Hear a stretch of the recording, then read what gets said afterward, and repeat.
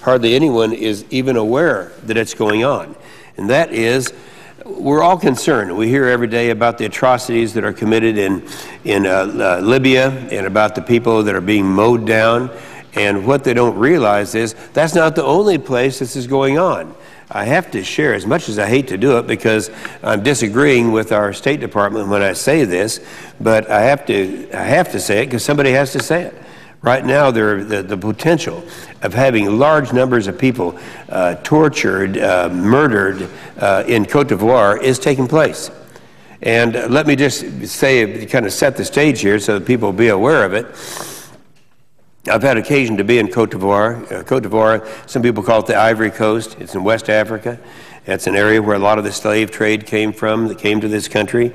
It's a place that has been led by a president named Laurent Gbagbo for the last, the last 10 years.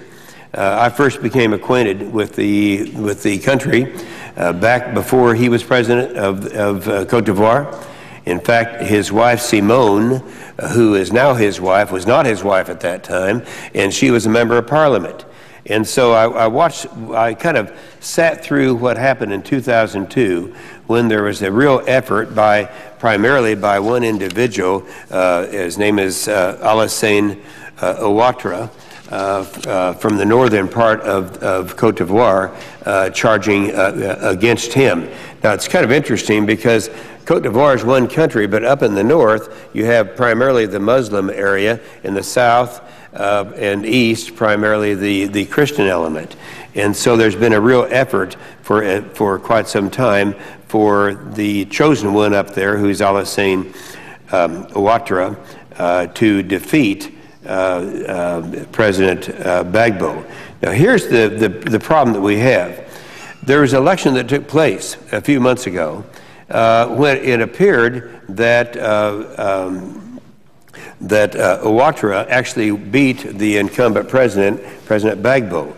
And so we were all concerned about this in terms of, was it a straight election? And I'm going to tell you in a couple of minutes here why it was not, but also tried to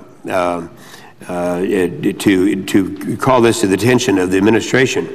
Way back in January, after the election took place, I wrote a letter to Secretary Clinton, and I said, I'd like to have you reevaluate. I'm going to have that letter as, at the conclusion of my remarks as a part of my statement to be printed in the record. But to look at this and evaluate this as to what actually went on in that election and how it was rigged. Ouattara tried to deny the involvement in a mass slaughter that took place just a couple of days ago. That was in a town called Duquay. Duquay was in a town in the southern part of an area that was very strongly in favor of President Gbagbo. And somewhere between 300 and 1,000 people in that western town of Duquay were slaughtered, were with guns and with machetes. And Mr. Ouattara and his people tried to deny their involvement in the mass slaughter, but the forces took place in the town days earlier, and the Gbagbo forces were not even near the town. They had left the town a week before this happened. And so, don't believe me, but The Guardian, which is a British newspaper, reported just last night, they said, and I'm going to quote now from the newspaper, it said, the UN mission said traditional hunters known as Dozos fought alongside Ouattara's forces and took part in killing 330 people in the western town of Duquay. The International Committee for the Red Cross said at least 800 people were killed in the violence, and I'm still quoting from the newspaper, last week. What we don't know is that 800 plus the 330, so roughly it's 1,000. Guillaume Heifa, who's the deputy head of the Human Rights Division of the United Nations mission in Ivory Coast, blamed 220 of the deaths on the pro-Ouattara forces.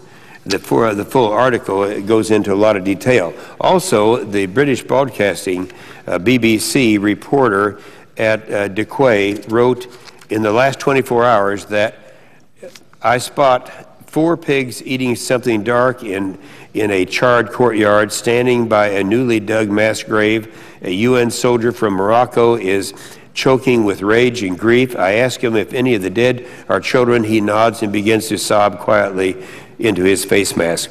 I repeat, the massacre was not caused by the Gbagbo forces, but by the Ouattara forces who had taken over the town. President Gbagbo has called for a ceasefire repeatedly. I repeat that. He's called for a ceasefire, but the Ouattara forces have rejected it. Why? This massacre could have been avoided if the Ouattara had accepted mediation through the African Union. On March the 27th, the African Union sent former Cape Verde Foreign Minister Jose Brito to mediate between Ouattara and Gbagbo. Gbagbo accepted mediation, Ouattara did not.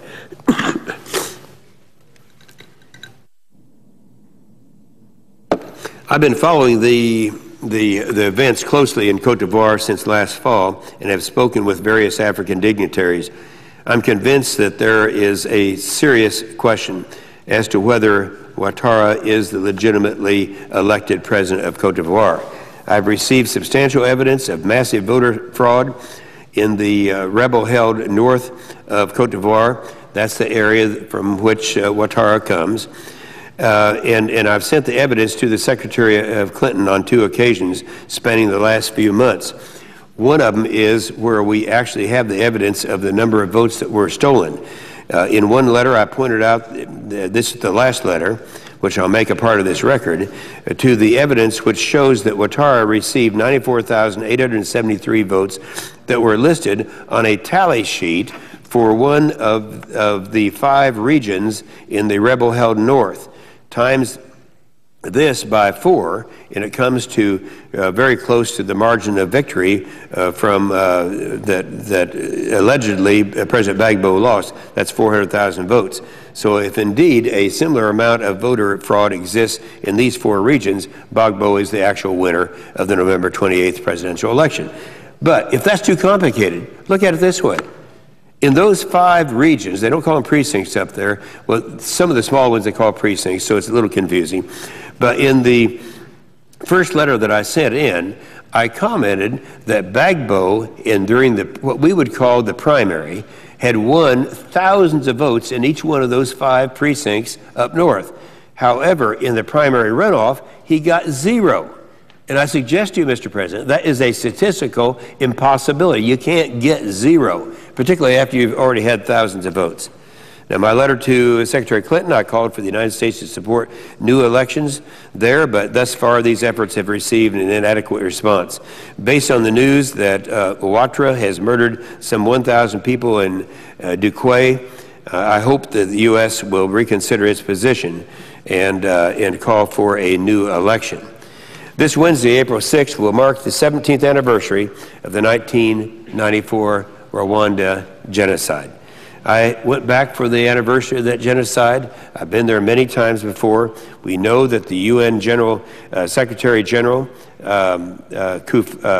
Kofi Annan and others knew the extent of this violence early on but did nothing to do it. Well, now we know there could be another genocide occurring, and we do know in advance. And that's why the United States is going to have to call for an immediate ceasefire to prevent Ouattara and his rebel army from committing a mass slaughter of the Ivorians, especially the many youth with sticks and baseball bats who are protecting President Gbagbo at the present time around the presidential palace. You've got to get this mental picture. You got these kids, young kids, who are marching around. They don't have any weapons. They're carrying baseball bats and 2x4s. And I've also been told that within the last half hour, that the United Nations helicopters, UN peacekeeping helicopters, are firing on Gbagbo's military camp, causing massive explosions. Now, there could be some confusion on this, because 2 of the articles that came out in the last half hour, one of them was talking about the French, who are kind of behind in supporting, of course, Ouattara, that they are involved in this. The other says the UN. I'm not sure. One of the 2 is. Lastly, I've sent a letter to Senate Foreign Relations Committee Chairman John Kerry. And by the way, I talked to him personally about this. He is very concerned about it. I've requested that he convene a hearing as soon as possible into the atrocities committed by forces loyal to the rebel leader Ouattara, as well as into what I believe were flawed elections that gave legitimacy to his claim of the presidency. So I do ask unanimous consent that now, at the conclusion of these remarks, placed in the record immediately following my comments would be the two letters sent to Secretary Clinton, along with a letter sent to Senator Kerry, and with the calculation or of the miscalculation of the election that I honestly, in my heart, believe was stolen. This is what we're asking to be put in the record. This is the tabulations of the precincts. And you add up the precincts, in just one precinct, there was a mistake of over 85,000 votes just in one precinct. So I ask unanimous consent those be made a part of the record. Without objection. And I yield the floor.